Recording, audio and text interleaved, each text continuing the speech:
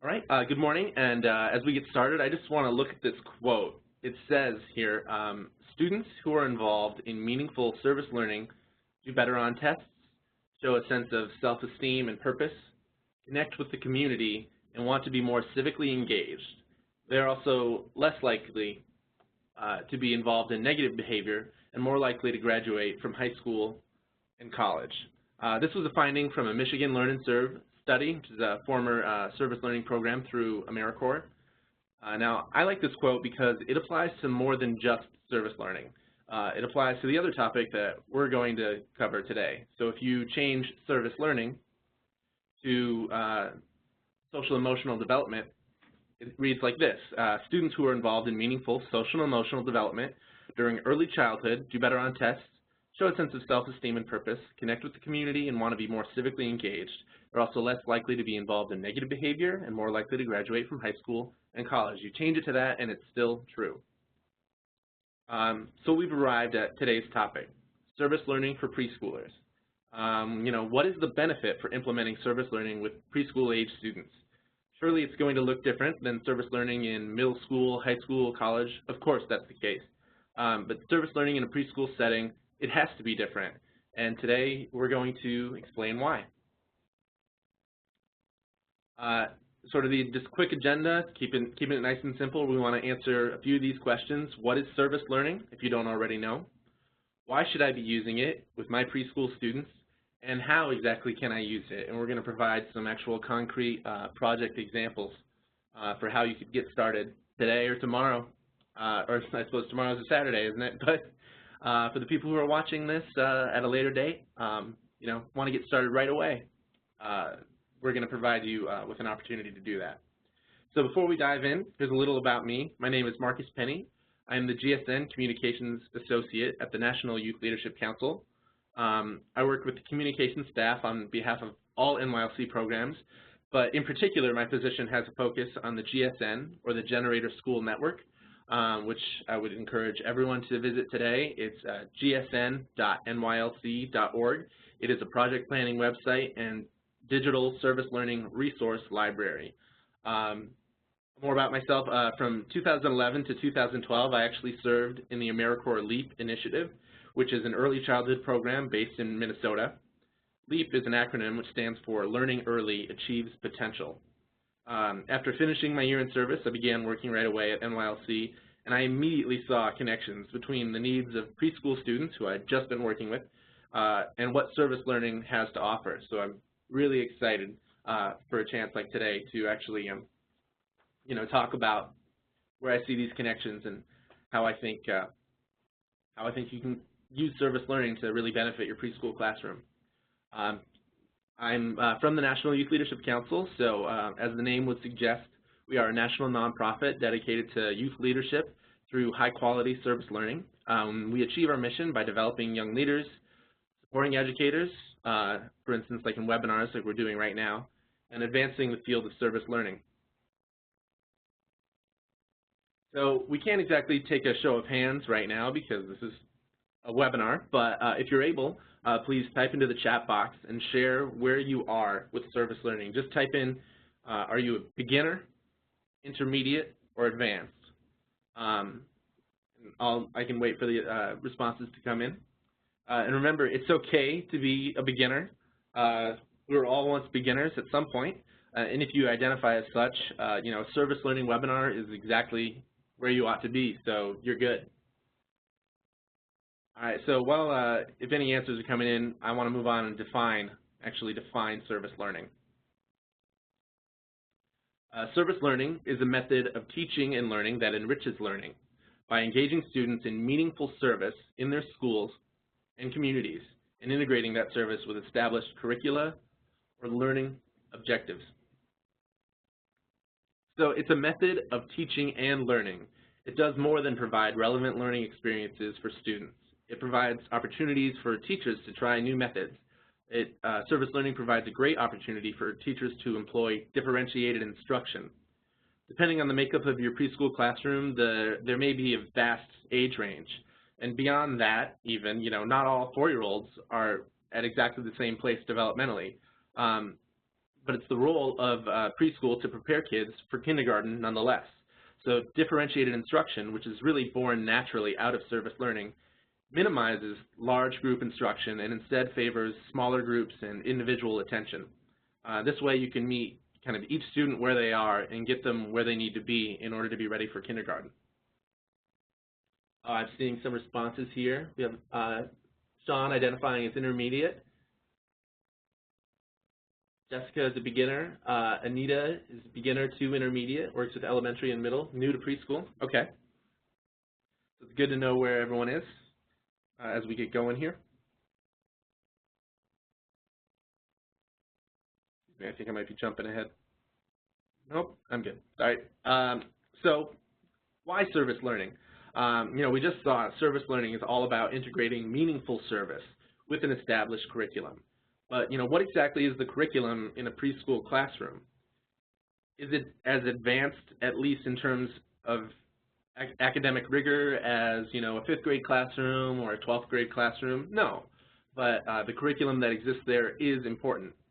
So instead of linking to academic outcomes, though there are certainly opportunities to discover links to early math, science, civics, literacy, service learning in early childhood, I think really ought to be linked to character outcomes and social and emotional development. We at NYLC actually have these service learning standards, and linked to curriculum is chief among them. But the curriculum in a preschool classroom, it's not going to be, one of these academic subjects.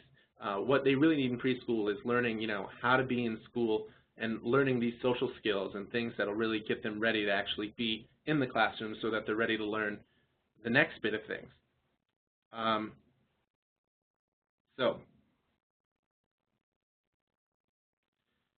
Service learning, much like all project-based learning, is all about interacting. It's about working side by side with peers to achieve a common objective. The right project will really feel no different to the student than their own self-directed play. An opportunity to learn and explore with their peers. Now, with a careful amount of influence, you can really capitalize on side-by-side student interactions. Encourage the older and more adapted student to guide another student who may be struggling. This will give that student who is struggling greater confidence and self-esteem. They will have a sense of accomplishment, only stronger because of the little to no direct adult direction, and it will instill the more advanced student with confidence and pride. And it will also teach them empathy. By understanding the challenges that their classmates are facing and helping them overcome those challenges, students will really begin to recognize that differences are okay and these disparities can really be bridged. And they can also learn that the students themselves are the ones who can help bridge those disparities and feel good about themselves for doing so.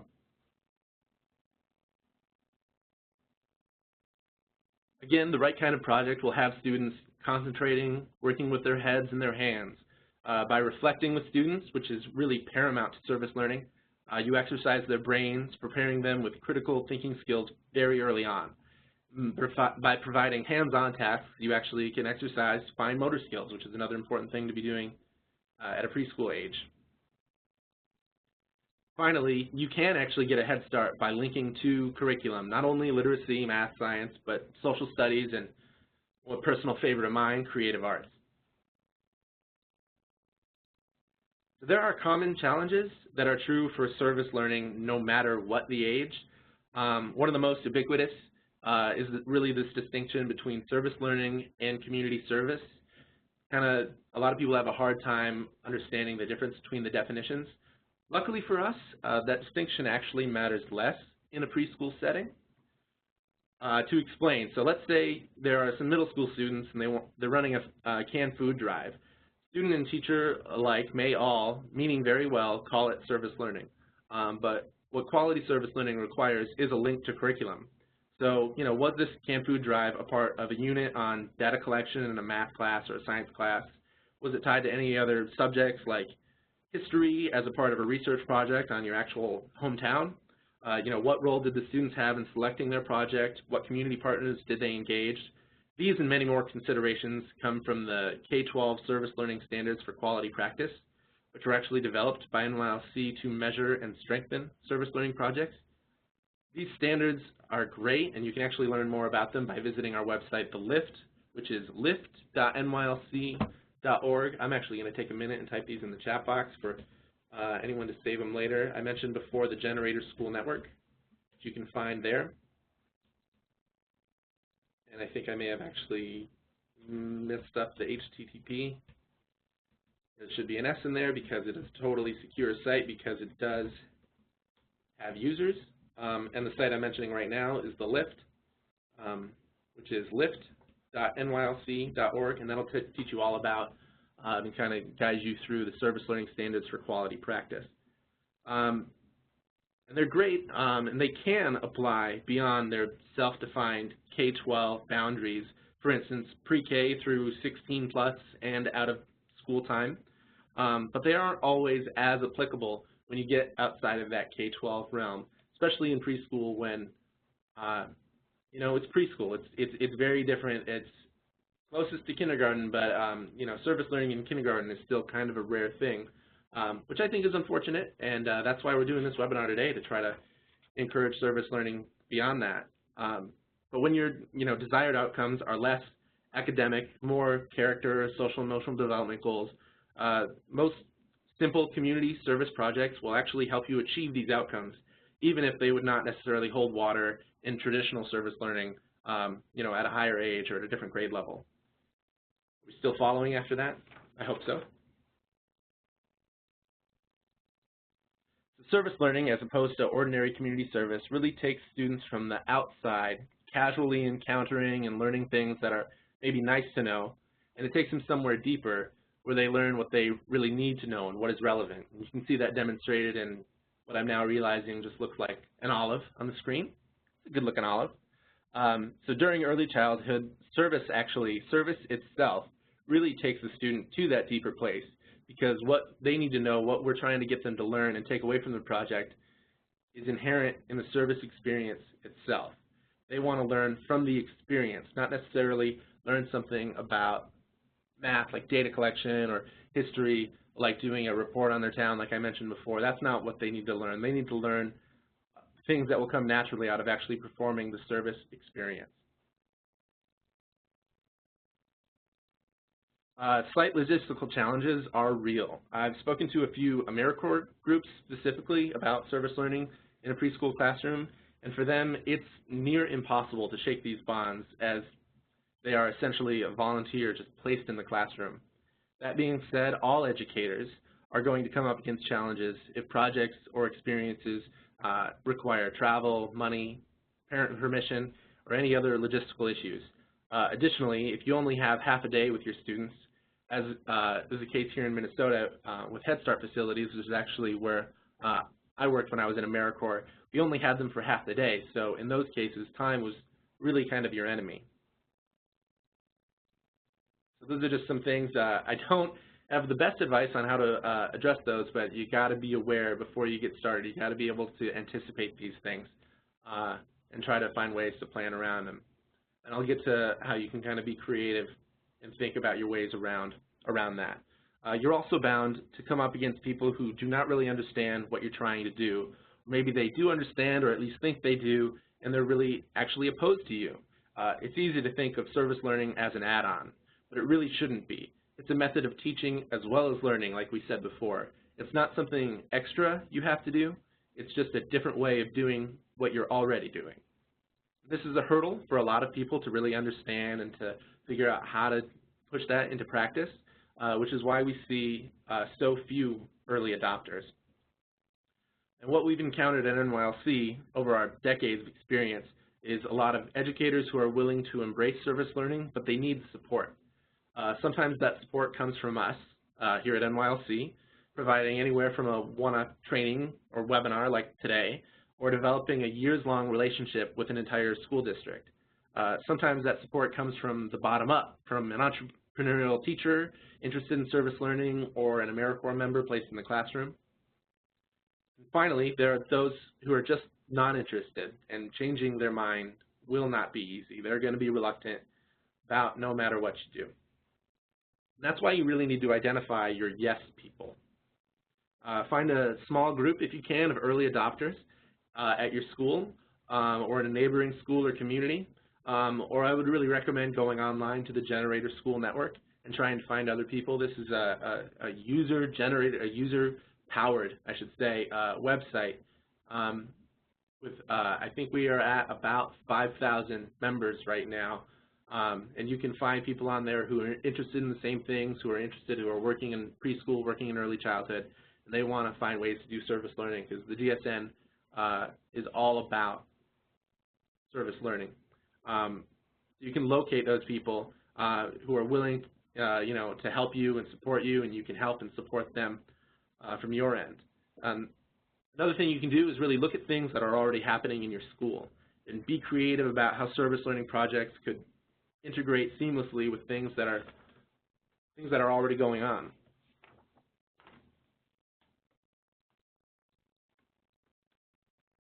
And lastly, and this is one great way to sort of avoid a lot of those really challenging logistical challenges, you can determine whether a top-down or bottom-up strategy would best serve you. Do you have allies, these yes people at an administrative level that can help push service learning initiative forward? Or do you think it would be better to kind of get started on the ground floor on a smaller scale and just sort of implementing it within your classroom, smaller projects, shorter term things, kind of do bottom up, and sort of, you can kind of learn as you go, as well as sort of just, I don't want to say cheat the system, but you don't need to ask permission. If you have control over your classroom curriculum and classroom activities, you can implement a lot of these project ideas that we're going to talk about soon without having to ask for permission.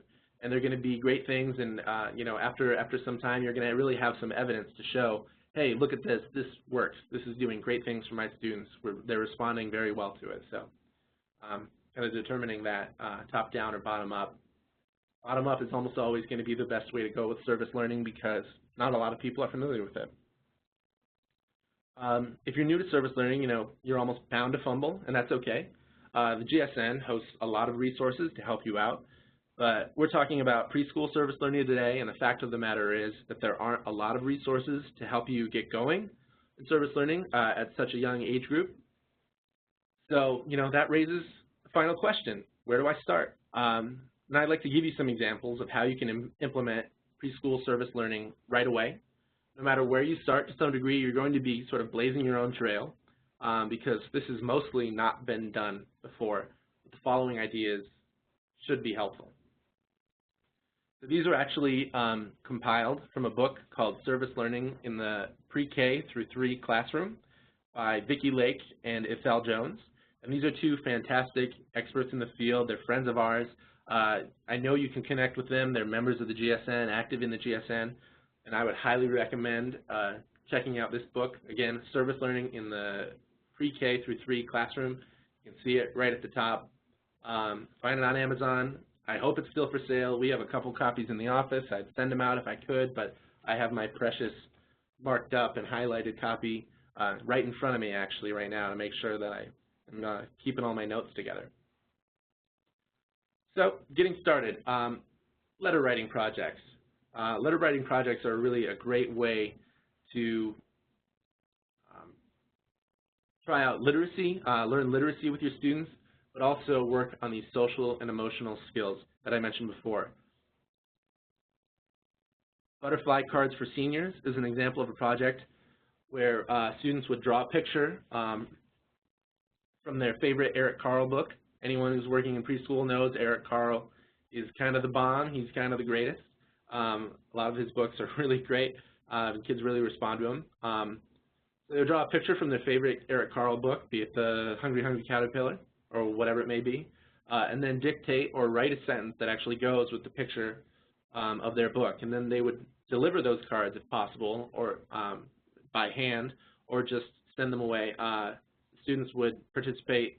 They would deliver those cards to seniors, and so the students would participate in giving to others, and they would hopefully experience the joy that they have given the seniors by providing them with something to sort of decorate a senior center, and it would allow them to actually the students to better understand issues of loneliness. Um, Similarly, making cards for children in the hospital.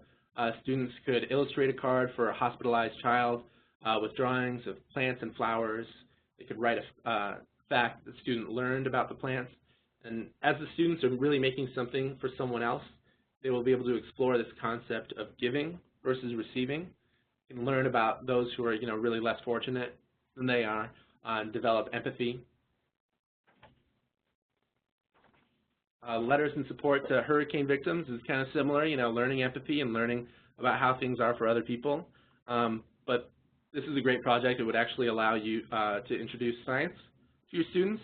Children would identify that hurricanes are disasters that can affect them. They will draw pictures and copy or dictate words for letters of support to hurricane victims. After learning about hurricanes and the devastation that they can cause, children would work together to help each other with their writing. This project would also teach children that they can help others no matter how near or far away they are, and that they don't even have to know someone in order to be able to help them.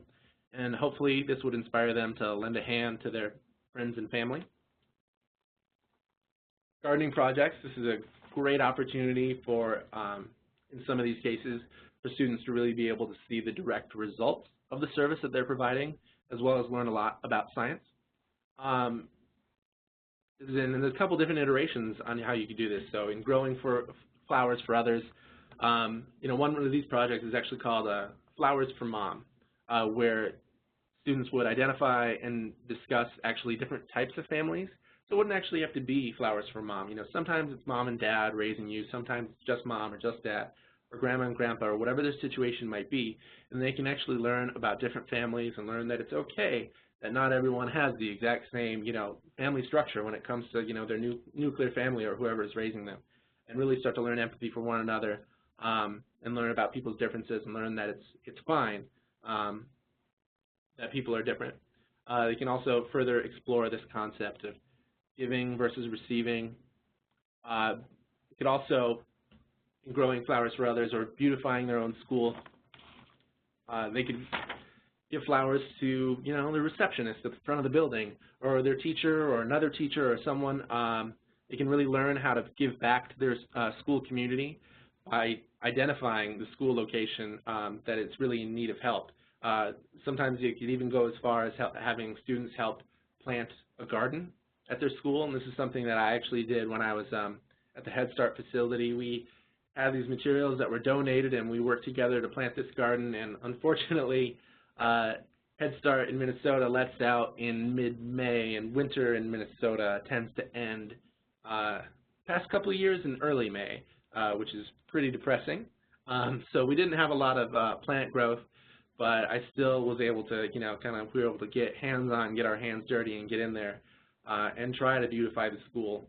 And I can only hope that in the years since I've been gone, I moved away, so I've not really kept in great touch. I can only hope that they continued that without me there. In a project like that, students would then participate as a part of reflecting in a class discussion on how they felt about helping their school community. And the teacher would then ask them, why did they do this project? What have they learned by doing it? And they would then review together what they've learned about planting flowers and ask them if they would be able to use those skills to help plant again, or repeat it, kind of pay it forward. Flower pens. This would be a project of just creating decorative pens, essentially. This project is really needed to show that, and you would then give them out to people that you're thankful for. These could be friends or family or other people in the school. This project is really needed to show the children to be thankful for everyone. People who work at their school, because without them, the school would not be open, would not be able to run smoothly. It would be integrated, preferably into a curriculum as the children are learning about plants, and they would make these flower pens for staff or others. And writing and drawing would also be integrated into this project as students write thank you cards and give them to the people along with the pens. Students would apply elements of being good citizens in their school community and create that visual representation of a flower. And this project would also be able to cover language arts as they write the thank you cards.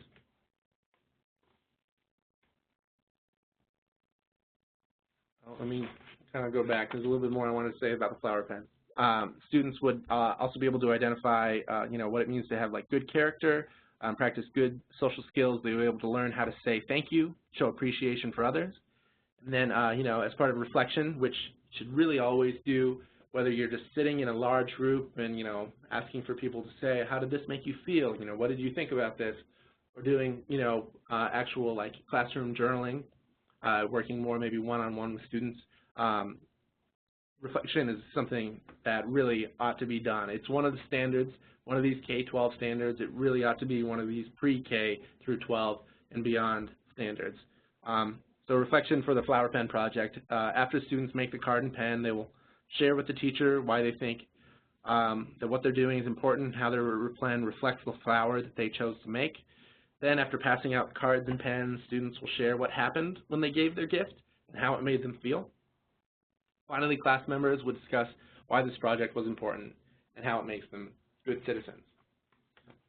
So helping others. This first one here, Second Harvest, is actually something that if anyone feels inspired to do it, now would be the time. With Thanksgiving coming up, this would be a project where students would help others by collecting canned goods and other non-perishable food items for their local Second Harvest. Second Harvest is a charitable organization which gives out food, but it doesn't have to be Second Harvest. If you don't have one locally, any sort of local shelter or whatever it might be, neighborhood service center that's going to be giving out food, you can work with. This one in particular talks about Second Harvest. And I know I picked on canned food drive, saying, okay, you did a canned food drive, that's nice. But was it really service learning, or was it just community service?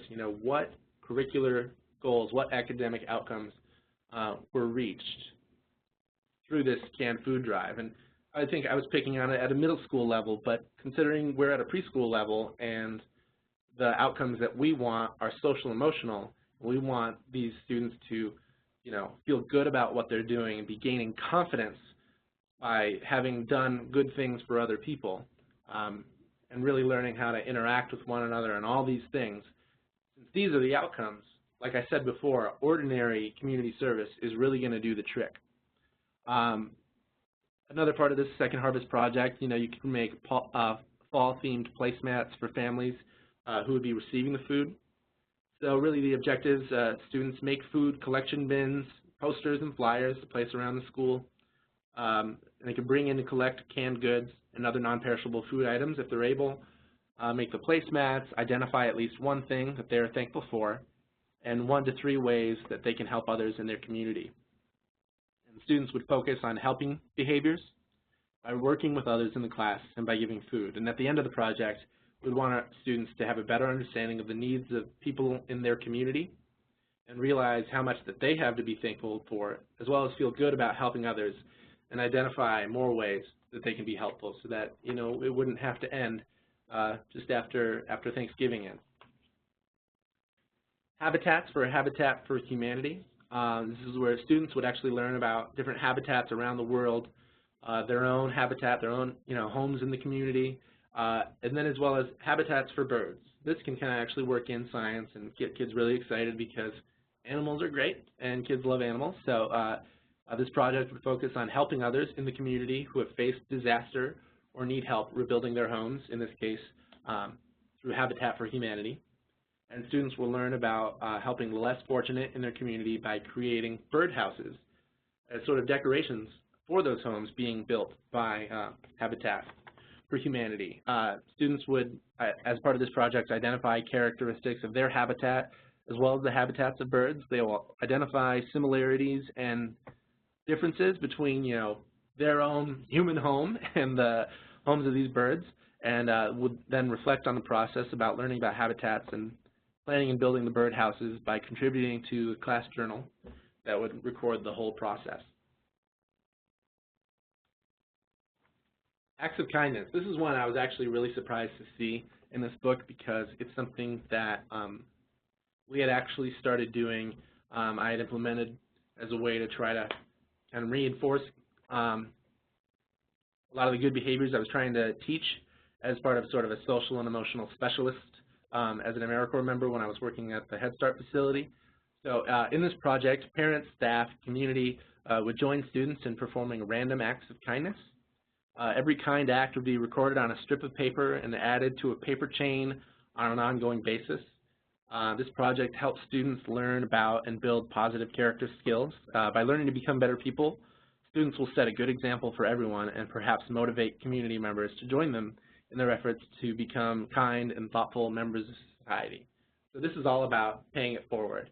And it was really bizarre to see this in this book, to know that I had done the exact same thing. We wrote their names and what they had done on a paper chain, literally on a paper chain, and made it and used it as just a decoration for the classroom. But it was this great effect that it had, because every time we went to go add a new chain, kids would be so excited and they would want to know who did what. And we would have a time right after lunch where we would say, okay, does anyone have anything to add to the chain?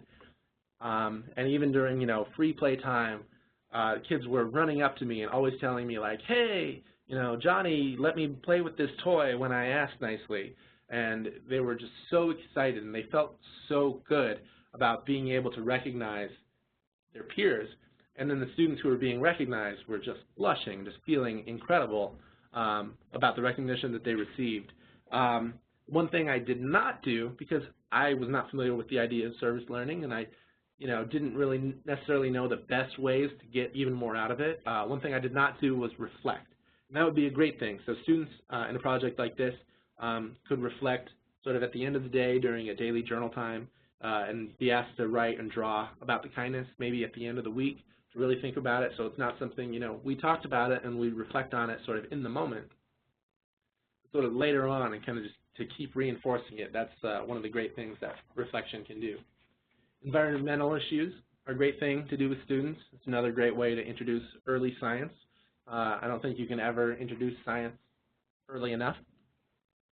This project would give school trash and pollution, would give students hands-on experience to learn why it is important to keep our environment clean for people as well as for animals, and what we can do as individuals to help. They will learn that if trash is not picked up off the ground, and it can end up being blown into rivers, lakes, oceans. It can harm animals as well as people. So some of the academic objectives for a project like this, you would want your students to identify types of pollution, discuss the harmful effects of pollution on the environment, participate in cleaning up the school by collecting trash, putting it in garbage bags. Some of the more social objectives would be to cooperate in groups or as a class to clean up the school grounds by collecting trash, reflect on being responsible for collecting their own garbage and putting it in a bag, and being a community helper to help keep a clean school environment for anyone. And as with all service learning, reflecting on it through class discussion or journaling is really the best way to go about it throughout the project, not just when it's done, but as much throughout as is possible. School recycling, kind of similar. Students would identify types of air pollution and the effect on the environment and on humans, and draw or write a way that a child in another class could recycle at home or at school, and then participate in recycling efforts of the classroom. Students would practice cooperation by working together in groups. Finally, I think this is the last example I've got. I'm sorry if I'm bombarding you with so many. I just wanted to give a handful of things that you could do right away, so I'm going through a dozen project examples here. But conservation protects and saves animals. This is really a project that's needed because of threats facing, endangered animals are numerous. If we don't work together to eliminate those threats posed to the animals, so many fantastic creatures could become extinct. So in this project, students would tell or write the difference between endangered and extinct, identify practices that are causing the animal to become endangered or extinct, draw or write behaviors that they can do to change in order to help the animal, learn to write or communicate ideas effectively, identify the need for protecting the natural systems of Earth, and explain the interdependent and cyclic nature of living things in the environment. and identify one or more consequences of using limited natural resources. So this one, this one could be a little bit more advanced. So, you might want to gauge exactly the group and exactly the class. But in this project, students would also explore and teach behavioral social skills. They learn these concepts by working cooperatively, taking turns, practicing equally, and patiently waiting. I think that's something that's important just for service learning in general, not just this particular project, but really, taking turns, patiently waiting, as well as celebrating success and helping others. That's one of the best things you can do in service learning.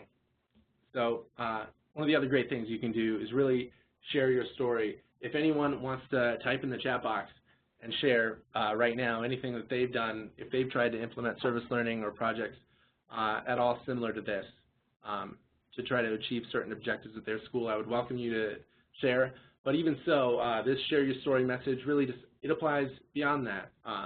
When you're going back to your school, you really ought to be sharing what you want to do, what you think you can do, or maybe what you already have done and you want to do more or do better. And service learning can be a lot more. I think one of the best benefits that service learning has is, of course, this ability to teach students empathy.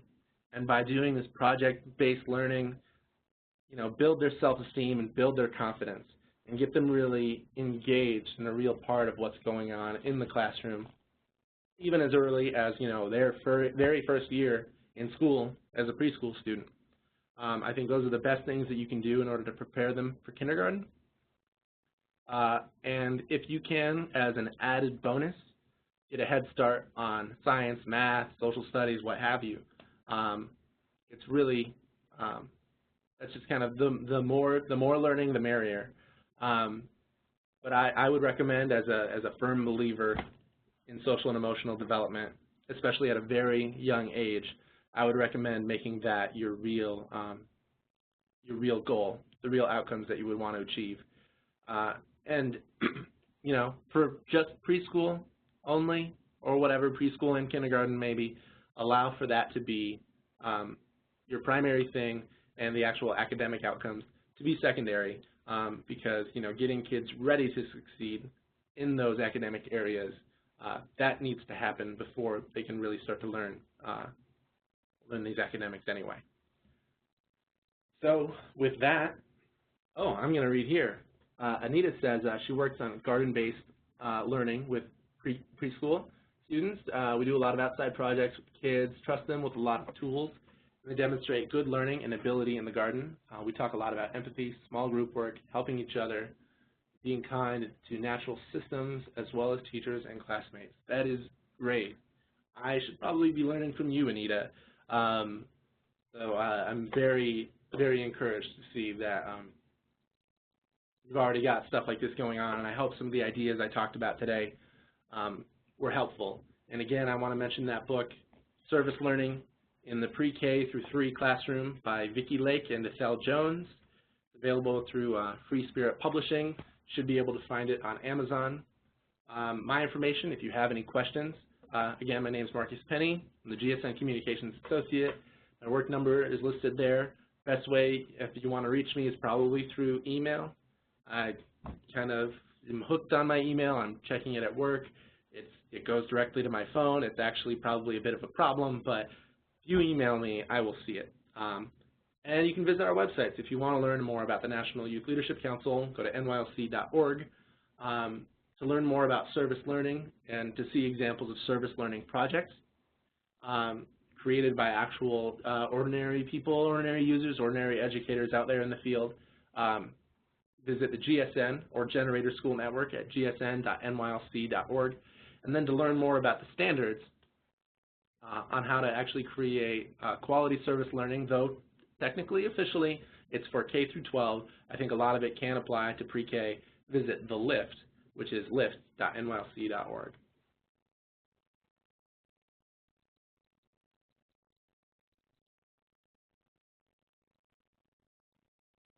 All right, and Anita is saying that she uses the same book, I believe, so that's encouraging to hear that I'm not the only one who knows about it. This is One of my favorite books, after Of Mice and Men, probably.